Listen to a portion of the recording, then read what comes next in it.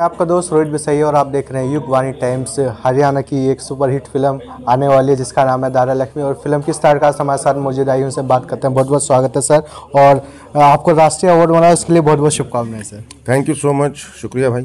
तो सर ऐसी क्या बात रही जो दादा लक्ष्मी को अभी तक पर्दे पर नहीं उतारा गया था? दादा लक्ष्मी को पर्दे पे नहीं उतारा, जिन्होंने नहीं उतारा उनका तो मैं कुछ बता नहीं सकता, मैंने तो उतारा है। तो 8 नवंबर को रिलीज़ भी है। ये मानता हूँ बीच में कोरोना की वजह से काम रुका रहा, पोस्ट प्रोडक्शन रुका रहा, नहीं हो पाया काफ़ी 1-1.5 साल तक। लेकिन इस फिल्म को बनते मैं धीरे धीरे काम कर ही रहा था उसमें, बॉम्बे में बैठ के एडिटर और हम लगे हुए थे। और मानता हूँ 5-5.5 साल लग गए फिल्म बनने में पूरा, लेकिन जो रिजल्ट तैयार आया है वो मज़ेदार है एंड वी आर हैप्पी। वैसे तो हरियाणा के जीवन पे तो बॉलीवुड कई फिल्में बनाता है, तो हरियाणा इंडस्ट्री कैसे पीछे रह जाती है जो उनके जीवन के वास्तविक जीवन पे नहीं उतार पाते?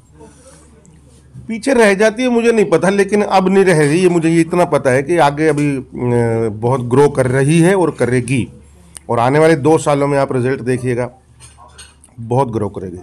अच्छा काम हो रहा है, अच्छी डिफरेंट सब्जेक्ट पे फिल्में बन रही है। हरियाणा फिल्म बनी थी बहुत कमाल की, संदीप बसवाना की, बहुत अच्छी फिल्म थी, यश टोंक वाली। हाँ, और अभी डीजे वाले बाबू लगी है, वो मैंने देखी नहीं है, लेकिन गुलजार चन्नी वाला की बहुत तारीफ सुन रहा हूँ। बहुत ही अच्छे काम हो रहे हैं। फौजा फिल्म आ रही है, 1600 मीटर आ रही है, और भी बहुत सारी फिल्में बन रही हैं। तो काम हो रहा है, काम ऐसा नहीं है कि नहीं हो रहा है। स्टेज ऐप है वो बहुत OTT पर बहुत अच्छा काम कर रहा है हरियाणा के लिए। तो जो दादा लक्ष्मी जी हैं उनके जीवन को आज के टाइम में कितना प्रासंगिक मानते हैं? वो बिल्कुल प्रासंगिक हैं। आप गाने सुनिए उनके, आप उन्होंने जो बातें कही हैं इतने साल पहले कि ये होगा वो होगा, भविष्य वक्ता थे एक प्रकार से। और उनकी जो लेखनी में जो ताकत है वो कहीं मतलब हिला के रख देती है आपको। और ब्रह्म ज्ञान तो आप समझिए गीता के बराबर में मानता हूँ, सच बताऊँ। इतना ज्ञान है उसके अंदर, इतना फिलोसफी जो भरी है उसके अंदर है। ब्रह्म ज्ञान नाम से उनके जो कुछ गाने फेमस है जो स्पिरिचुअलिज्म के करीब हैं, बहुत स्पिरिचुअल हैं, आध्यात्मिक हैं, और लोग उसको सुन करके हिल जाएंगे। जो जिस तरीके का उत्तम सिंह जी ने जिस तरीके का म्यूजिक किया है, मेरी गारंटी है कि आपको हिलने नहीं देगा वो फिल्म।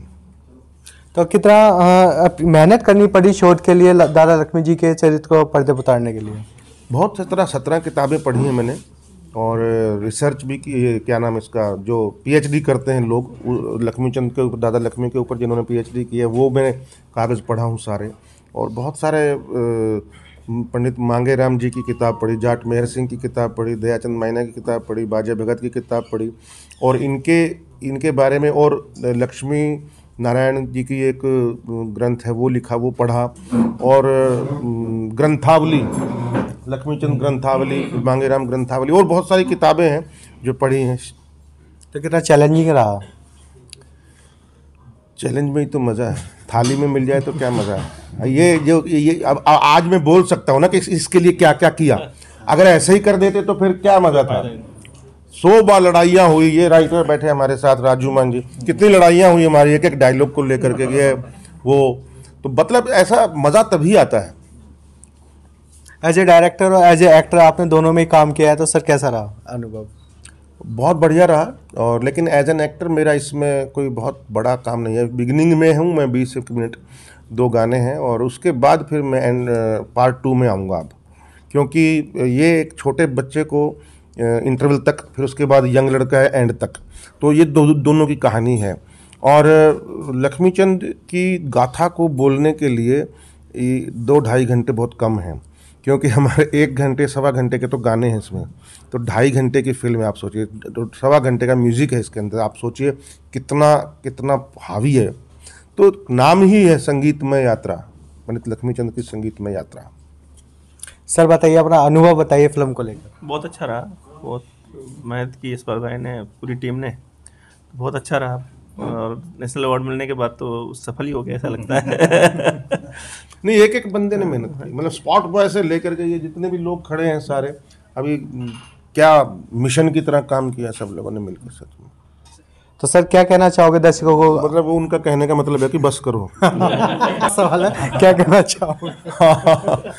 हाँ बोलो सर क्या कहना चाहोगे दर्शकों को? नहीं, बस मेरी यही गुजारिश है कि हमने 5-6 साल मेहनत करके अपना काम कर दिया दोस्तों, अब आपकी बारी है। और फिर बाद में ये मत कहना कि हरियाणवी सिनेमा का कुछ नहीं हो रहा, आगे नहीं बढ़ रहा। अब एक अच्छी फिल्म आई है जिसको नेशनल अवार्ड मिला है और इंटरनेशनल मिले हैं, 70 के करीब जो अवार्ड मिले हैं।